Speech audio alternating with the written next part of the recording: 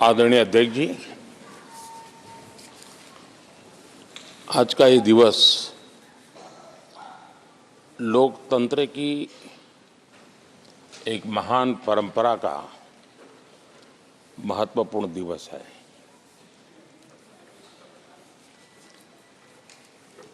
सत्रहवीं लोकसभा ने 5 वर्ष देश सेवा में जिस प्रकार से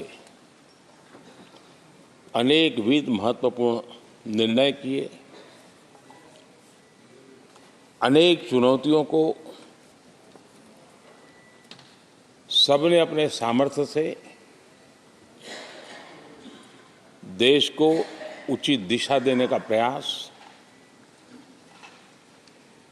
एक प्रकार से ही आज का दिवस हम सबकी उन 5 वर्ष की वैचारिक यात्रा का, राष्ट्र को समर्पित उस समय का,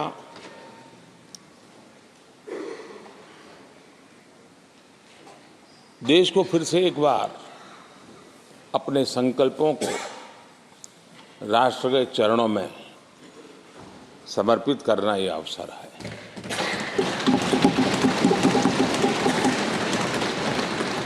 ये 5 वर्ष देश में रिफॉर्म, परफॉर्म एंड ट्रांसफॉर्म, ये बहुत रेयर होता है कि रिफॉर्म भी हो, परफॉर्म भी हो और हम ट्रांसफॉर्म होता अपनी आंखों के सामने देख पाते हो, एक नया विश्वास भरता हो। ये अपने आप में 17वीं लोकसभा से आज देश अनुभव कर रहा है और मुझे पक्का विश्वास है कि देश 17वीं लोकसभा को जरूर आशीर्वाद देता रहेगा।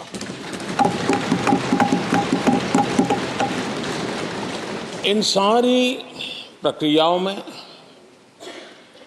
सदन के सभी माननीय सदस्यों का बहुत महत्वपूर्ण रोल रहा है, महत्वपूर्ण भूमिका रही है और ये समय है कि मैं सभी माननीय सांसदों का इस गृह के नेता के नाते भी और आप सबके एक साथी के नाते भी आप सबका अभिनंदन करता हूं।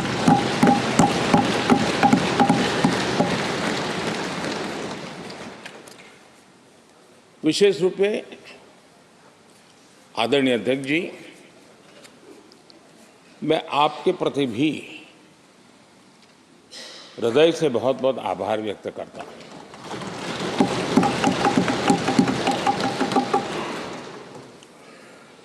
पांचों वर्ष कभी कभी सुमित्रा जी मुक्त हास्य करती थी, लेकिन आप हर पल आपका चेहरा मुस्कान से भरा रहता था। यहाँ कुछ भी हो जाए लेकिन कभी भी उस मुस्कान में कोई कमी नहीं आई।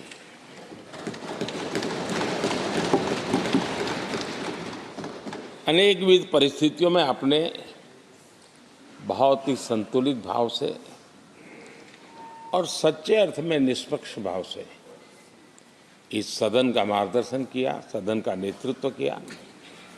मैं इसके लिए भी आपकी भूरी भूरी प्रशंसा करता हूं।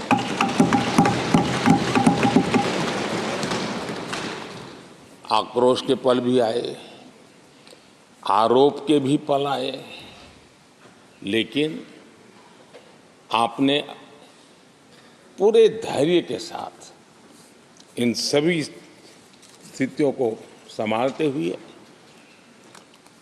और एक सूझबूझ के साथ आपने सदन को चलाया, हम सबका मार्गदर्शन किया। इसके लिए भी मैं आपका आभारी हूं। आदरणीय सभापति जी, इस 5 वर्ष में इस सदी का सबसे बड़ा संकट पूरी मानव जात ने झेला।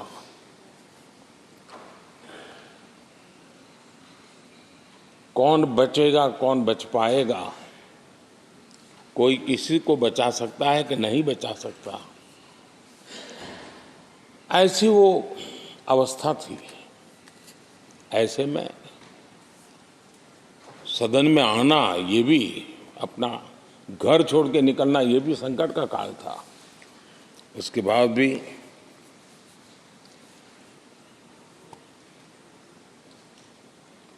जो भी नई व्यवस्थाएं करनी पड़ी, आपने उसको किया। देश के काम को रुकने नहीं दिया।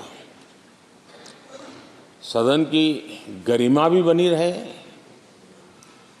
और देश के आवश्यक कामों को जो गति देनी चाहिए वो गति भी बनी रहे, और उस काम में सदन की जो भूमिका है वो रत्ती भर भी पीछे न रहे। इसको आपने बड़ी कुशलता के साथ संभाला और दुनिया के लिए एक उदाहरण के रूप में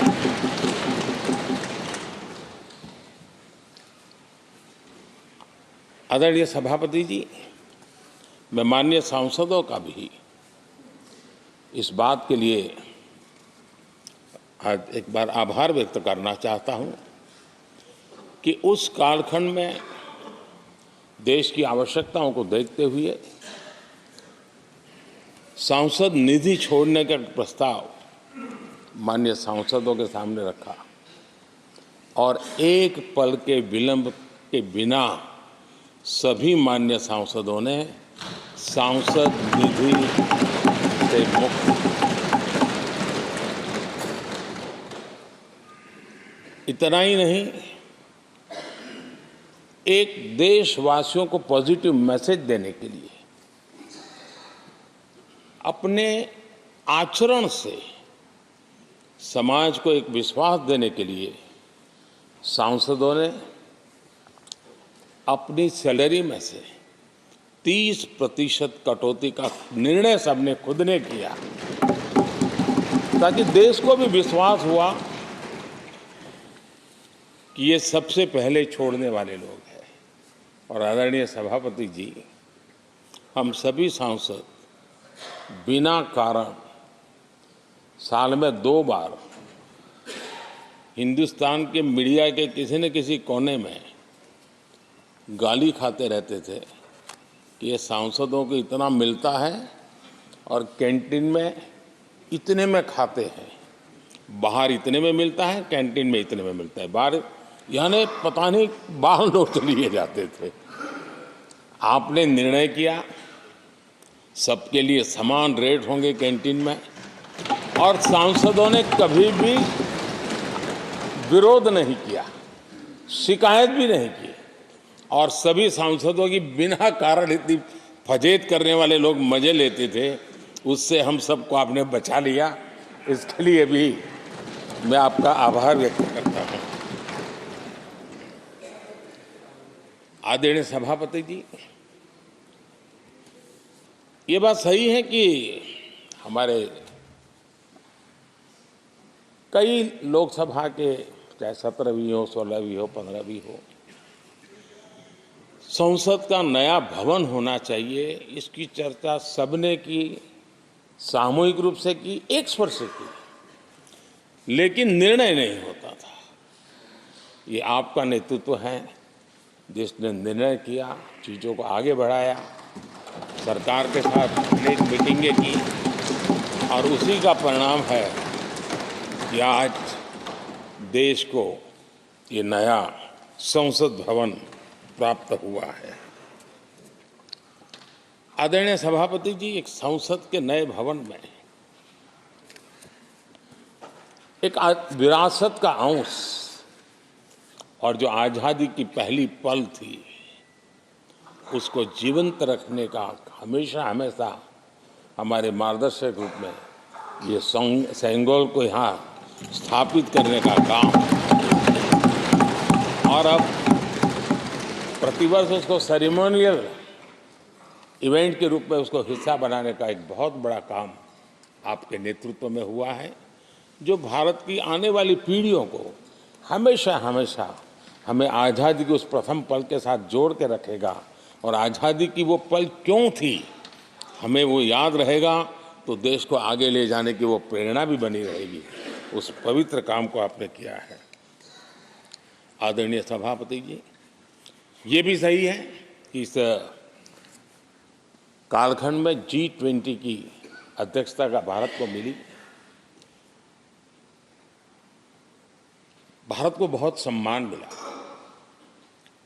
देश के हर राज्य ने अपने अपने तरीके से विश्व के सामने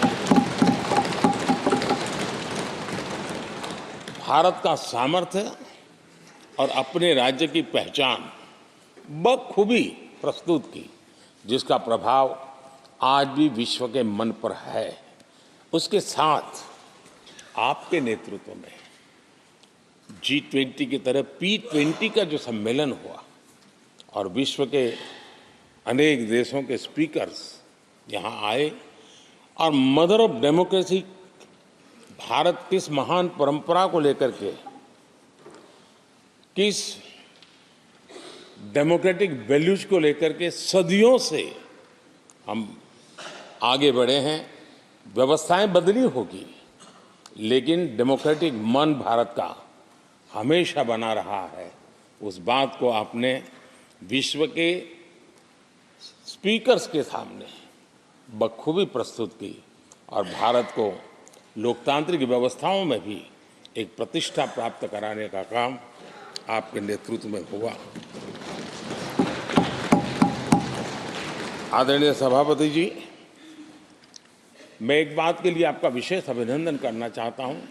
शायद हमारे सभी माननीय सांसदों का और मीडिया का भी उस तरफ ध्यान नहीं गया है। हम संविधान सदन जिसको कहते हैं, जो पुरानी संसद, जिसमें महापुरुषों के जन्म जयंती निमित्त उनकी प्रतिमा को पुष्प चढ़ाने के लिए हम लोग एकत्र आते हैं, लेकिन वो एक 10 मिनट का इवेंट होता था और चले जाते थे। आपने देश भर में इन महापुरुषों के लिए वक्तृत्व स्पर्धा, निबंध स्पर्धा का एक अभियान चलाया। उसमें से जो बेस्ट ऑरेटर होते थे और बेस्ट एसेज होते थे, हर राज्य से 2-2 बालक उस दिन दिल्ली आते थे, और उस महापुरुष की जन्म जयंती के समय, पुष्प वर्षा के समय वो मौजूद रहते थे, देश के नेताओं को, और बाद में वो पूरा दिन भर रह करके उस पर अपना व्याख्यान देते थे। वे दिल्ली के अन्य स्थान पर जाते थे, वो सांसद की गतिविधियों को समझते थे। यानी अपने ये निरंतर प्रक्रिया चला करके देश के लाखों विद्यार्थियों को भारत की संसदीय परंपरा से जोड़ने का बहुत बड़ा काम किया, और ये परंपरा ये आपके खाते में रहेगी, और आने वाले समय में हर कोई बड़े गौरव के साथ इस परंपरा को आगे बढ़ाएगा। मैं इसके लिए भी आपका अभिनंदन करता हूँ। आदरणीय अध्यक्ष जी, संसद की लाइब्रेरी जिसको उपयोग करना चाहिए वो कितना कर पाते थे वो तो मैं नहीं कह सकता हूँ, लेकिन आपने उसके दरवाजे सामान्य व्यक्ति के लिए खोल दिए। ज्ञान का ये खजाना, परंपराओं की विरासत, उसको आपने जन सामान्य के लिए खोल करके बहुत बड़ी सेवा की है। मैं इसके लिए भी आपका हृदय से अभिनंदन करता हूँ। पेपरलेस पार्लियामेंट, डिजिटलाइजेशन, आपने आधुनिक टेक्नोलॉजी हमारी व्यवस्था में कैसे बने। शुरू में कुछ साथियों को दिक्कत रही, लेकिन अब सब इसके आदी हो गए हैं। सब मैं देखता हूँ जब यहाँ बैठे हैं तो कुछ न कुछ करते रहते हैं। तो अपने आप में एक बहुत बड़ा काम आपने किया है। ये एक स्थायी व्यवस्थाएं आपने निर्माण की है। मैं इसके लिए आपका बहुत आभार व्यक्त करता हूँ। आदरणीय अध्यक्ष जी, आपकी कुशलता और माननीय सांसदों की जागरूकता उन सबका संयुक्त प्रयास मैं कह सकता हूं कि जिसके कारण 17वीं लोकसभा की प्रोडक्टिविटी करीब करीब 97% रही है।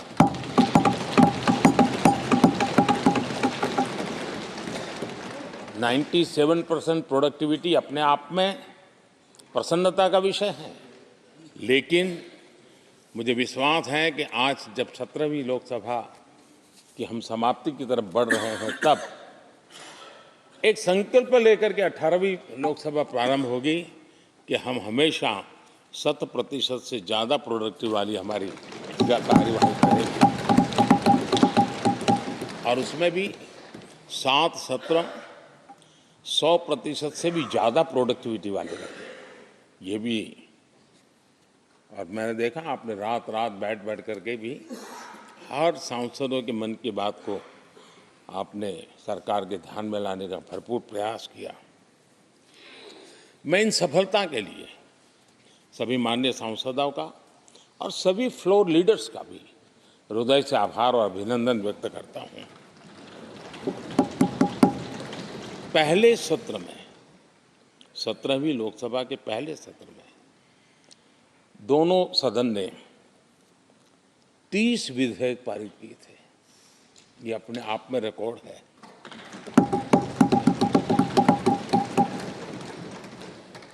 और एक नए नए बेंचमार्क 17वीं लोकसभा ने बनाए हैं। आदरणीय अध्यक्ष जी, आजादी के 75 वर्ष पूरा होने का उत्सव हम सबको कितना बड़ा सौभाग्य मिला कि ऐसे अवसर पर हमारे सदन ने अत्यंत महत्वपूर्ण कामों को नेतृत्व किया। हर स्थान पे हुआ। शायद ही कोई सांसद ऐसा होगा कि जिसने आज़ादी के 75 वर्ष को लोकोत्सव बनाने में अपने अपने क्षेत्र में भूमिका अदा न की हो। यानी सचमुच में आज़ादी के 75 वर्ष को देश ने जी भर करके उत्सव से बनाया और उसमें हमारे माननीय सांसदों की और इस सदन की बहुत बड़ी भूमिका रही है। हमारे संविधान लागू होने के 75 वर्ष, ये भी अवसर इसी समय इसी सदन को मिला है, इसी सभी माननीय सांसदों को मिला है। और संविधान की जो भी जिम्मेवारियां उसकी शुरुआत यहाँ से होती हैं और उनके साथ ये जुड़ना, ये अपने आप में बहुत बड़ी प्रेरक है। आदरणीय अध्यक्ष जी, इस कार्यकाल में बहुत ही रिफॉर्म्स हुए हैं और गेम चेंजर है। 21वीं सदी के भारत की मजबूत नींव उन सारी बातों में नजर आती है। एक बड़े बदलाव की तरफ तेज गति से देश आगे बढ़ा है और इसमें भी सदन के सभी साथियों ने बहुत ही उत्तम मार्गदर्शन किया है, अपनी हिस्सेदारी जताई है और देश, हम संतोष से कह सकते हैं कि हमारी अनेक पीढ़ियां जिन बातों का इंतजार करती थी, ऐसी बहुत से काम इस 17वीं लोकसभा के माध्यम से पूरे हुए। पीढ़ियों का इंतजार खत्म हुआ। अनेक पीढ़ियों ने एक संविधान, इसके लिए सपना देखा था, लेकिन हर पल उस संविधान में एक दरार दिखाई देती थी, एक खाई नजर आती थी, एक रुकावट चुभती थी। लेकिन इसी सदन ने धारा 360 आर्टिकल 370 हटा करके संविधान के पूर्ण रूप को, उसके पूर्ण प्रकाश के साथ उसका प्रकटीकरण हुआ। और मैं मानता हूं, जब संविधान के 75 वर्ष हुए हैं, जिन जिन महापुरुषों ने संविधान को बनाया है, उनकी आत्मा जहां भी होगी जरूर हमें आशीर्वाद देते होंगे, ये काम हमने पूरा किया।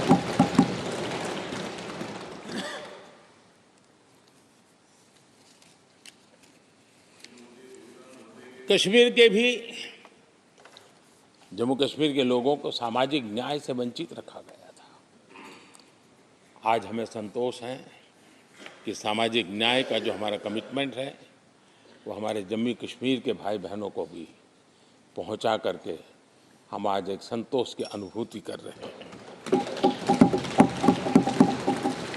आदरणीय अध्यक्ष जी, आतंकवाद नासूर बनके देश के सीने पर गोलियां चलाता रहता था। मां भारती की धरा आए दिन रक्त रंजित हो जाती थी। देश के अनेक वीर होनहार लोग आतंकवाद के कारण बलि चढ़ जाते थे। हमने आतंकवाद के विरुद्ध सख्त कानून बनाए, इसी सदन ने बनाए। मुझे पक्का विश्वास है कि उसके कारण जो लोग ऐसी समस्याओं का लिए जूझते हैं उनको एक बल मिला है, मानसिक रूप के उनका कॉन्फिडेंस बढ़ा है और भारत को पूर्ण रूप से आतंकवाद से मुक्ति का उसमें एक एहसास हो रहा है और वो सपना भी सिद्ध होके रहेगा।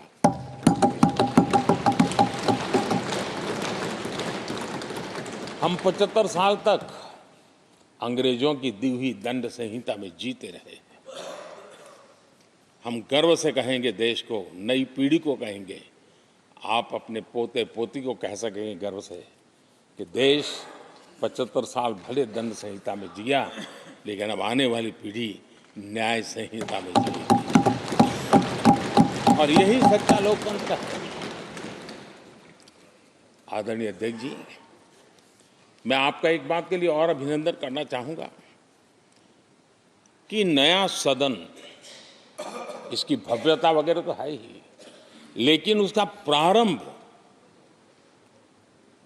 एक ऐसे काम से हुआ है जो भारत की मूलभूत मान्यताओं को बल देता है और वो नारी शक्ति वंदन अधिनियम। जब भी इस नए सदन की चर्चा होगी तो नारी शक्ति वंदन अधिनियम इसका जिक्र होकर के, यानी एक, और भले ही वो छोटा सत्र था लेकिन दूरगामी निर्णय करने वाला सत्र था। इस नए सदन की पवित्रता का एहसास उसी पल शुरू हो गया था जो हम लोगों को एक नई शक्ति देने वाला है और उसी का परिणाम है कि आने वाले समय में जब बहुत बड़ी मात्रा में यहाँ हमारी माताएं बहनें बैठी होगी, देश गौरव की अनुभूति होगी।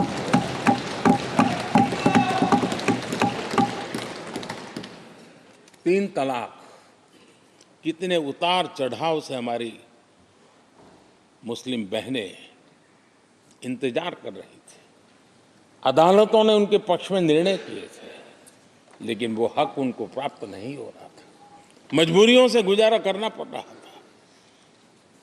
कोई प्रकट रूप से कहें, कोई अप्रकट रूप से कहें, लेकिन 3 तलाक से मुक्ति का बहुत महत्वपूर्ण और नारी शक्ति के सम्मान का काम 17वीं लोकसभा ने किया है।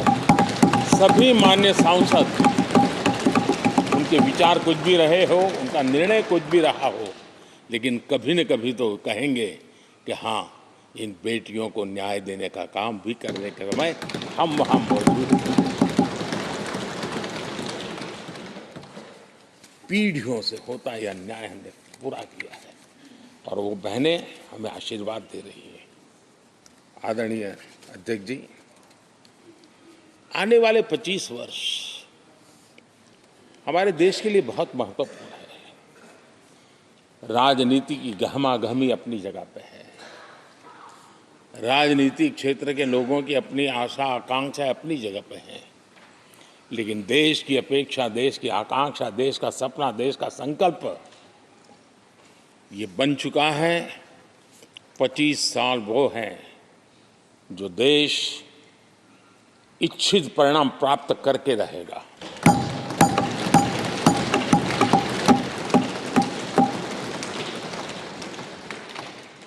1930 में जब महात्मा गांधी जी ने दांडी की यात्रा की थी, नमक का सत्याग्रह था। घोषणा होने के पहले लोगों को सामर्थ्य नजर नहीं आया था। चाहे स्वदेशी आंदोलन हो, चाहे सत्याग्रह की परंपरा हो, चाहे नमक का सत्याग्रह हो, उस समय तो घटनाएं छोटी लगती थी, लेकिन 1947 वो 25 साल का कालखंड, उसने देश के अंदर वो जज्बा पैदा कर दिया था। हर व्यक्ति के दिल में वो जज्बा पैदा कर दिया था कि अब तो आज़ाद होकर रहना है। मैं आज देख रहा हूं कि देश में वो जज्बा पैदा हुआ है। हर गली मोहल्ले में हर बच्चे के मुंह से निकला है कि 25 साल में हम विकसित भारत बना के रहेंगे। इसलिए ये 25 साल मेरी देश की युवा शक्ति के अत्यंत महत्वपूर्ण कालखंड है, और हम में से कोई ऐसा नहीं होगा जो नहीं चाहता होगा कि 25 साल में देश विकसित भारत न बने। हर किसी का सपना है। कुछ लोगों ने सपने को संकल्प बना लिया है, कुछ लोग शायद संकल्प बनाते देर हो जाएगी, लेकिन जुड़ना हर एक को होगा। और जो जुड़ भी नहीं पाएंगे और जीवित होंगे तो फल तो जरूर खाएंगे। ये मेरा आदरणीय अध्यक्ष जी, ये 5 वर्ष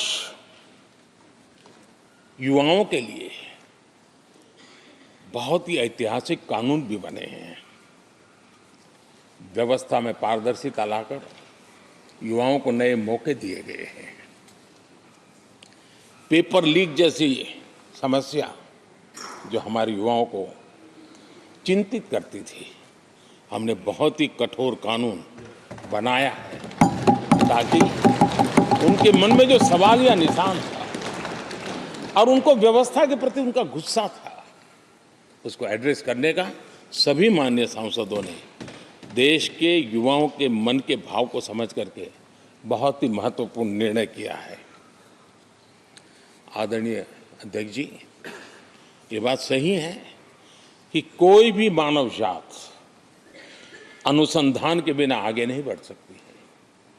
उसको नित्य परिवर्तन के लिए अनुसंधान अनिवार्य होते हैं, और मानव जात का लाखों साल का इतिहास गवाह है कि हर काल में अनुसंधान होते रहे हैं, जीवन बढ़ता चला गया है, जीवन का विस्तार होता गया है। इस सदन ने विधिवत रूप से कानूनी व्यवस्था खड़ी करके अनुसंधान को प्रोत्साहन देने का बहुत बड़ा काम किया है। नेशनल रिसर्च फाउंडेशन, ये कानून आमतौर पर रोजमर्रा की राजनीति की चर्चा का विषय बन नहीं पाता, लेकिन इसके परिणाम बहुत दूरगामी होने वाले हैं, और इतना बड़ा महत्वपूर्ण काम ये 17वीं लोकसभा ने किया है। मुझे पक्का विश्वास है देश की युवा शक्ति में इस व्यवस्था के कारण दुनिया का रिसर्च और का एक हब हमारा देश बन सकता है। हमारे देश की युवा के टैलेंट ऐसी है, आज भी दुनिया की बहुत कंपनियां ऐसी हैं जिनके इनोवेशन के काम आज भी भारत में हो रहे हैं, लेकिन एक बहुत बड़ा हब बनेगा, यह मेरा पूरा विश्वास है। आदरणीय अध्यक्ष जी, 21वीं सदी में हमारी बेसिक नीड्स पूरी तरह बदल रही है। कल तक जिसका कोई मूल्य नहीं था, कोई ध्यान नहीं था, वो आने वाले में बहुत अमूल्य बन चुका है। जैसे डेटा, पूरी दुनिया में चर्चा है डेटा का सामर्थ्य क्या होता है। हमने डेटा प्रोटेक्शन बिल ला करके पूरी भावी पीढ़ी को सुरक्षित कर दिया है। पूरी भावी को एक नया शस्त्र हमने उसके हाथ में दिया है, जिसके आधार पर वो अपने भविष्य को बनाने के लिए इसका सही इस्तेमाल भी करेंगे। और digital personal data protection act, ये हमारी 21वीं सदी की पीढ़ी को और दुनिया के लोगों को भी भारत के इस एक्ट के प्रति रुचि बनी हुई है। दुनिया के देश उसका अध्ययन करते हैं, अपना नई नई व्यवस्था अनुकूल करने के लिए प्रयास कर रहे हैं। और डाटा का उपयोग कैसे हो, उसकी भी उसमें गाइडलाइंस है। अनेक प्रकार से प्रोटेक्शन का पूरा प्रबंध करते हुए इसका सामर्थ्य कैसे आए, जिस डेटा को लोगों गोल्ड माइन कहते हैं, न्यू ऑयल कहते हैं, मैं समझता हूँ वो सामर्थ्य भारत को प्राप्त हो। और भारत इस शक्ति के इसलिए विशेष है क्योंकि विविधताओं से भरा हुआ देश है। हमारे पास जिस प्रकार की जानकारी और हमारे साथ जुड़े हुआ डेटा जो जनरेट होता है, सिर्फ हमारा रेलवे पैसेंजर्स का डेटा कोई देख ले, दुनिया के लिए बहुत बड़ा संशोधन का विषय बन सकता है। उसकी ताकत को हमने पहचान करके इस कानूनी व्यवस्था को दिया है। आदरणीय अध्यक्ष जी, जल थल नभ इस सदियों से इन क्षेत्रों की चर्चा चली है, लेकिन अब समुद्री शक्ति और स्पेस की शक्ति और साइबर की शक्ति, ये ऐसी त्रिविध शक्तियों का मुकाबला करने की आवश्यकता खड़ी हुई है। और विश्व जिस प्रकार के संकटों से गुजर रहा है और विश्व जिस प्रकार के विचारे प्रभाव पैदा करने का प्रयास कर रहे हैं, तब इन क्षेत्रों में हमें सकारात्मक सामर्थ्य भी पैदा करना है और नकारात्मक शक्तियों से अपने आप को, हर चुनौतियों को चुनौती लेने का सामर्थ्य भी बनाना है। और उसके लिए आवश्यक स्पेस से जुड़े रिफॉर्म्स बहुत अनिवार्य थे और बहुत दूरगामी दृष्टि के साथ स्पेस के रिफॉर्म का काम हमारे यहाँ हुआ है। आदरणीय अध्यक्ष जी, देश ने जो आर्थिक रिफॉर्म किए हैं उसमें 17वीं के लोकसभा के सभी माननीय सांसदों की बहुत बड़ी भूमिका रही है। बीते वर्षों में हजारों कंप्लायंसेस बेवजह हम जनता जनार्दन को ऐसी चीज़ों में उलझाए रखा। ये गवर्नेंस की एक ऐसी विकृत व्यवस्था विकसित हो गई, उसमें से मुक्ति दिलाने का बहुत बड़ा काम हमारे यहाँ हुआ है और इसके लिए भी ये सदन का मैं आभारी हूँ। यानी इस प्रकार के कंप्लायंसेस के बोझ में सामान्य व्यक्ति तो दब जाता है। और मैंने तो एक बार लाल किले से भी कहा था, हम जब मिनिमम गवर्नमेंट मैक्सिमम गवर्नेंस कहते हैं, मैं दिल से मानता हूं कि लोगों की जिंदगी में से जितना जल्द सरकार निकल जाए उतना ही लोकतंत्र का सामर्थ्य बढ़े। रोजमर्रा की जिंदगी में हर डगर पे सरकार टांग क्यों अड़ाए? हाँ, जो अभाव में है उसके लिए सरकार हर पल मौजूद हो, लेकिन सरकार का प्रभाव उसकी जिंदगी को ही रुकावट बना दे, ऐसी लोकतंत्र नहीं हो सकता है। और इसलिए हमारा मकसद है सामान्य मानवी की जिंदगी से सरकार जितनी हट जाए, कम से कम उसकी जिंदगी में सरकार का नाता रहे, वैसा समृद्ध लोकतंत्र दुनिया के सामने हमने आगे बढ़ाना चाहिए। उस सपने को पूरा करेंगे।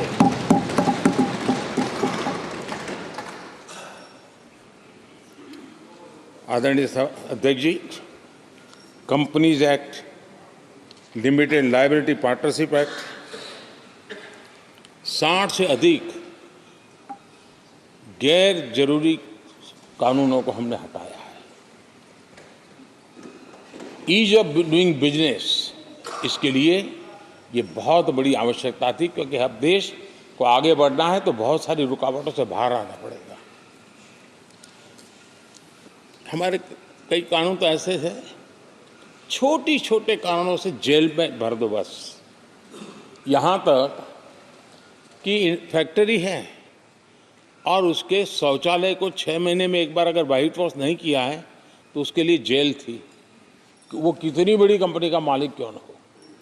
अब ये जो एक प्रकार की जो अपने आप को बड़े लेफ्ट लिबरल कहते हैं, उन लोगों की आइडियोलॉजी, और देश में ये तुमारशाही का जमाना, उन सारों से मुक्ति दिलाने का हमें भरोसा होना चाहिए भाई, वो करेगा। आज लोगों के घरों में लिफ्ट होती है, वो सोसाइटी फ्लैट वाले लोग अपनी लिफ्ट रिपेयर करते ही है जी, हर चीज कर लेते हैं।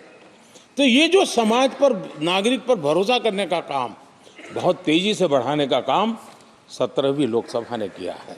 और इसके लिए जन विश्वास एक्ट, मैं समझता हूँ 180 से ज़्यादा प्रावधान डीक्रिमिनलाइज करने का काम किया है। जो मैं कहा छोटी छोटी बात में जेल में डाल देना, ये डीक्रिमिनलाइज करके हमने नागरिक को ताकत दी है। वो इसी सदन ने किया है, यही माननीय सांसदों ने किया है। कोर्ट की चक्कर से जिंदगी बचाने के लिए बहुत महत्वपूर्ण काम, कोर्ट के बाहर विवादों से मुक्ति, उस दिशा में एक महत्वपूर्ण काम, मध्यस्थता का कानून, उस दिशा में भी इसी माननीय सांसदों ने बहुत बड़ी भूमिका अदा की। जो हमेशा हाशिए पर था, किनारे पर थे, जिनको कोई पूछता नहीं था,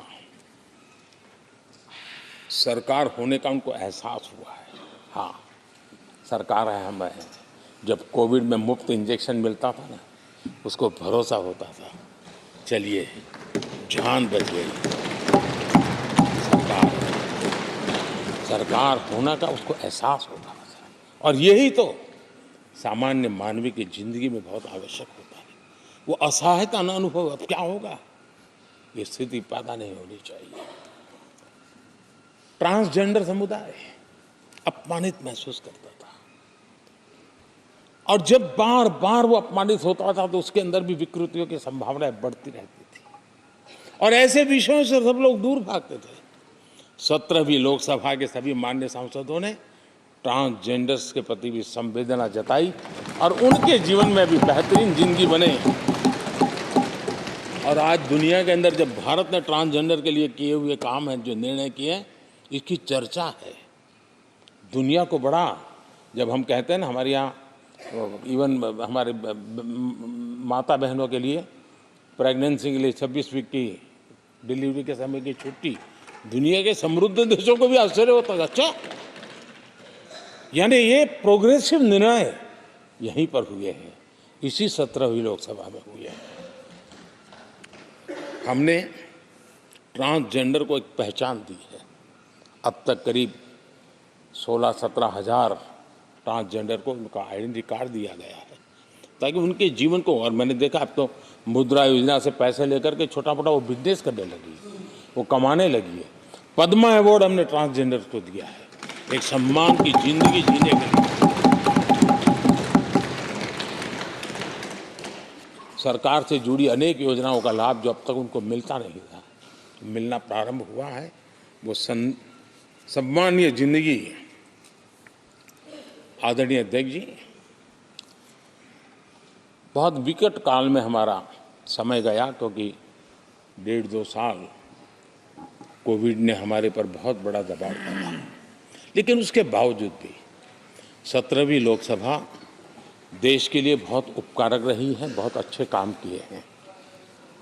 लेकिन इस समय हमने कई साथियों को भी खो दिया है। हो सकता है अगर आज वो हमारे बीच होते तो आज इस विदाई समारोह में मौजूद होते, लेकिन बीच में ही कोविड के कारण हमें अपने बहुत होनहार साथियों को खोना पड़ा। उसका दुख हमेशा हमेशा हमारे रहेंगे। आदरणीय अध्यक्ष जी, 17वीं लोकसभा का अंतिम सत्र और अंतिम आवर ही समझ लीजिए है। लोकतंत्र और भारत की यात्रा अनंत है, अनेक, और ये देश किसी पर्पज के लिए है, उसका कोई लक्ष्य है, वो पूरी मानव जात के लिए। चाहे श्री अरविंदो ने देखा हो, चाहे स्वामी विवेकानंद जी ने देखा, लेकिन आज उन शब्दों में, उस विजन में सामर्थ्य था, वो हम आंखों के सामने देख पा रहे हैं। दुनिया जिस प्रकार से भारत के महात्म्य को स्वीकार कर रही है, भारत के सामर्थ्य को स्वीकारने लगी है, और उसको, उस यात्रा को हमें और शक्ति के साथ आगे बढ़ाना है। आदरणीय अध्यक्ष जी, चुनाव बहुत दूर नहीं है। कुछ लोगों को थोड़ी घबराहट रहती होगी, लेकिन ये लोकतंत्र का सहज आवश्यक पहलू है। हम सब उसको गर्व से स्वीकार करते हैं, और मुझे विश्वास है कि हमारे चुनाव भी देश की शान बढ़ाने वाले, लोकतंत्र की हमारी जो परंपरा है पूरे विश्व को अचंभित करने वाले अवश्य रहेंगे, ये मेरा पक्का विश्वास है।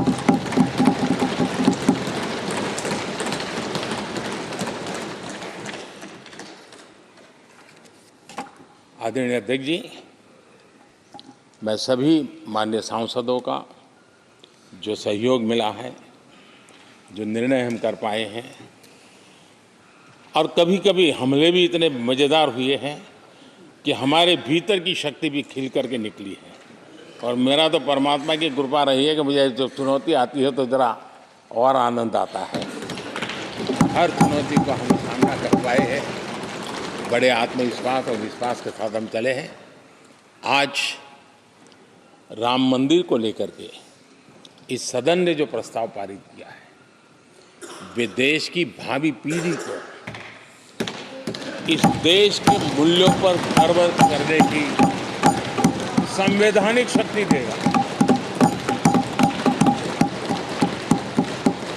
ये सही है कि हर किसी में ये सामर्थ्य नहीं होता है कि ऐसी चीज़ों में तो कोई हिम्मत दिखाते हैं, कुछ लोग मैदान छोड़ के भाग जाते हैं, लेकिन फिर भी भविष्य के रिकॉर्ड को देखेंगे तो आज जो व्याख्यान वो हुए हैं, जो बातें रखी गई हैं, उसमें संवेदना भी है, संकल्प भी है, सहानुभूति भी है और सबका साथ सबका विकास के मंत्र को आगे बढ़ाने का उसमें तत्व भी है। यह देश बुरे दिन कितने ही क्यों न गए हो, हम भावी पीढ़ी के लिए कुछ न कुछ अच्छा करते रहेंगे। ये सदन हमें वो प्रेरणा देता रहेगा और हम सामूहिक संकल्प से, सामूहिक शक्ति से उत्तम परिणाम भारत की नौजवान पीढ़ी की आशा आकांक्षा के अनुसार करते रहेंगे। इसी विश्वास के साथ फिर एक बार आपका आभार प्रकट करता हूँ, सभी माननीय सांसदों का आभार प्रकट करता हूँ। बहुत बहुत धन्यवाद।